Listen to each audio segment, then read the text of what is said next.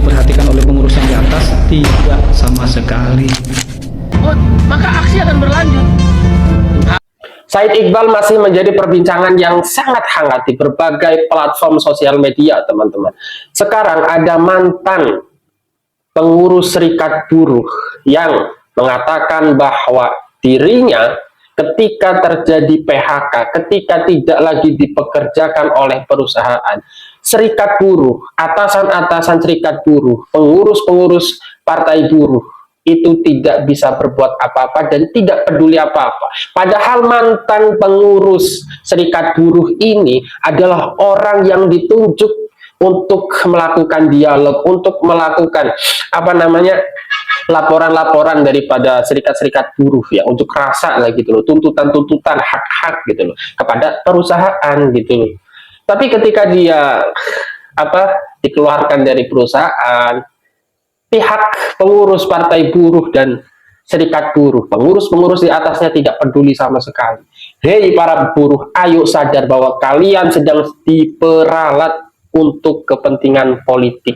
Videonya jelas, Said Iqbal terang-terang mengatakan kalau saja partai buruh masuk parlemen, masuk kekuasaan. Nah, bahasa-bahasa seperti ini kan bahasa-bahasa iming-iming gitu loh.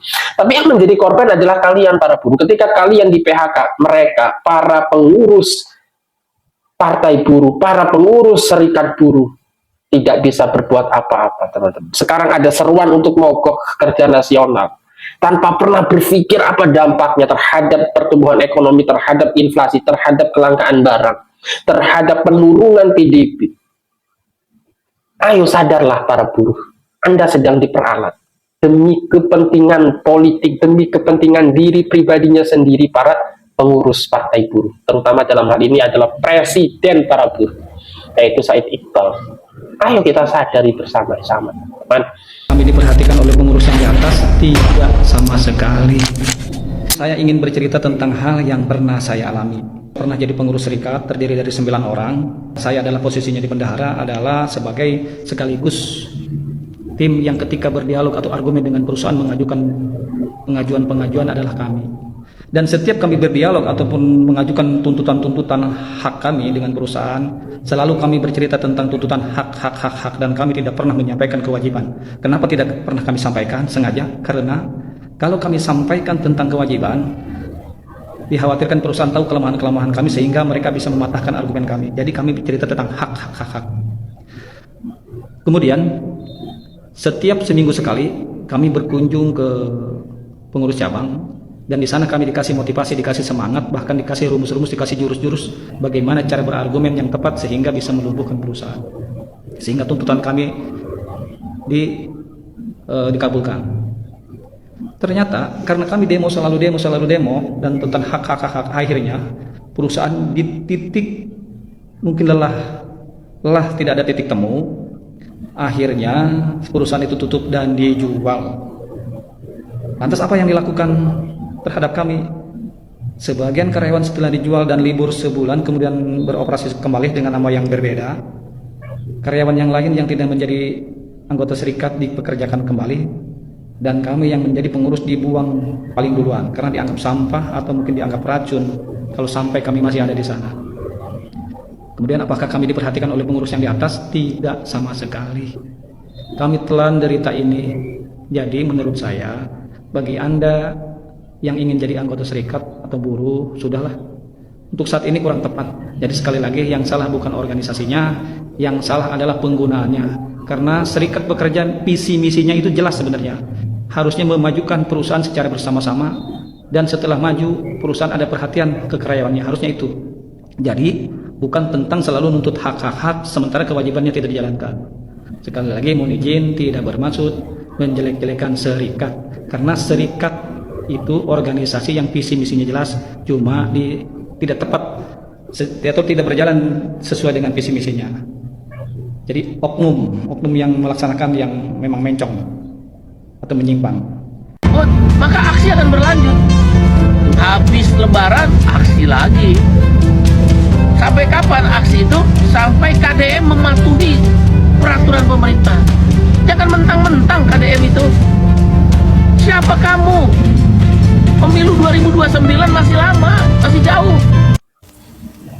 Iya, pemilu 2029 itu masih lama. Kenapa kamu itu udah ketar-ketir ketakutan kalau Bapak KDM itu jadi presiden gitu? Kamu itu udah ketakutan, ketar-ketir. Karena kalau Bapak KDM jadi presiden tuh serikat buruh itu dibubarkan. Saya yakin itu. Karena itu sangat merugikan para buruh. Kenapa coba? Para buruh itu kerja ya dari pagi sampai sore bahkan sampai malam. Kamu seenak-enaknya aja memotong gajinya itu 1%. Sayang itu. Enak aja. Kamu tuh memotong gaji mereka itu. Tapi sekarang itu para buruh udah pada pinter. Sekarang katanya kamu itu demonya mau dilanjutin nanti katanya habis lebaran. Kenapa? Kenapa habis lebaran? Karena takut nggak kebagian THR. Karena takut itu sebelum puasa itu di PHK semua itu yang demo, terus nggak kebagian THR. Kasihan kan keluarganya itu nggak harus belanja ini itu kalau di PHK kan. Siapa yang mau didemo? Pasti kamu yang didemo tuh sama buru-buru tuh. Karena kamu udah memotong gajinya itu. Makanya sadar. Kaum buruh yang demo itu sadar kalian itu diperalat sama dia itu. Dia kerjanya apa? Cuma koar-koar tapi dapat duit tiap bulan dari kalian itu bermiliar-miliar. Sedangkan kalian tetap aja buruh, tetap aja miskin. Dia yang sejahtera, kamu yang miskin, kalian yang miskin. Sadar para buruh, sadar. Kamu itu, kalian itu jangan mau dibodoh-bodohin sama ini nih orang yang kebakaran jenggot nih. Karena takut dia tuh, takut Bapak KDM itu jadi presiden, mau nanti dibubarin itu serikat buruhnya itu. Makanya dari sekarang itu terus nyebarin isu, terus nyebarin hama untuk masyarakat supaya membenci Bapak KDM. Tapi Bapak KDM itu udah jelas, udah ada ridho dari Allah, beliau itu jadi pemimpin di Jawa Barat. Udah jelas kalian itu kalau ada apa-apa itu beliau bisa bantu kalian itu. Udah jutaan orang dibantu sama beliau. Bukan itu, bukan pencitraan, asli ini nyata. Kalau pencitraan cuma ngomong doang, tapi ini nyata asli. Setiap orang yang beliau temuin pasti ditolong, pasti dibantu. Tapi dia itu kuar itu, kalau kalian di PHK belum tentu dia itu yang kuar ini, yang si baju oranye ini nih, yang si Iqbal ini tuh bantu kalian, belum tentu itu. Dengerin nih kata-kata saya. Demona dilanjut habis lebaran ya. Takut mungkin ya, takut THR-nya nggak turun. Alah, bapak ini yang ngaku orang miskin katanya ya. Ada habis lebaran, kita tunggu pak demonya pak. Oke. Mudah-mudahan demonya damai ya. Bajar KDM. Hidup Jabar Istimewa.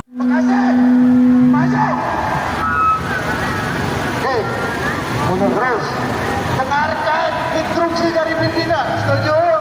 Setuju. Kita kasih waktu yang ada di dalam. Sepakat. Sudah ada keputusan. Sepakat. Jangan salahkan kami Bekasi. Kita akan masuk ke dalam. Setuju? Siap mendengarkan instruksi pimpinan.